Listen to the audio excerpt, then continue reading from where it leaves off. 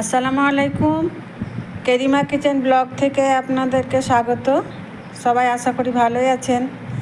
তো আমি আজকে একটা খাবার তৈরি করছি। এটা হালুয়া ভরে পিঠে হবে, সিম পিঠে বলে।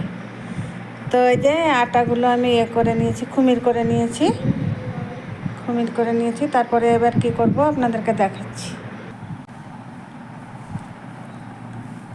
আমাদের খুমিরগুলো সব সেনে এই যে এরকম গোল গোল করে নিয়েছি।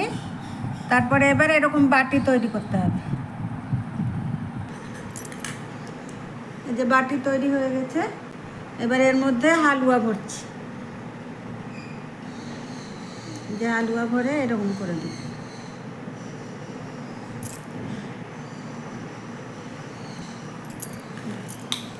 এগুলো একে একে সবগুলোকেই করে নেব এরকম দিয়ে, আবার পরে দেখাচ্ছি। এই যে আমাদের সব তৈরি হয়ে গেল, সবগুলোই কমপ্লিট। এবার এগুলো তেলে ছেঁকে নেব, সাদা তেলে, তারপরে দেখাবো আবার। এই যে কড়াই গরম হয়ে গেছে, এবার সাদা তেল দিচ্ছি।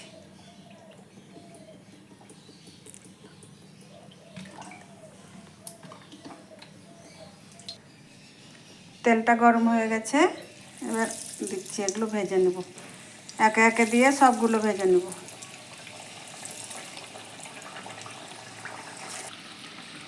এই যে ভাজা হয়ে গেল, এবার তুলে নেব।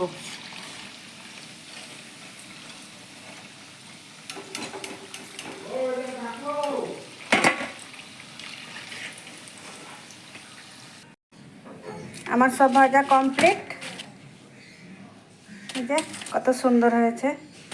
আপনারাও করবেন, ঘরে করে খাবেন, ভালো লাগবে।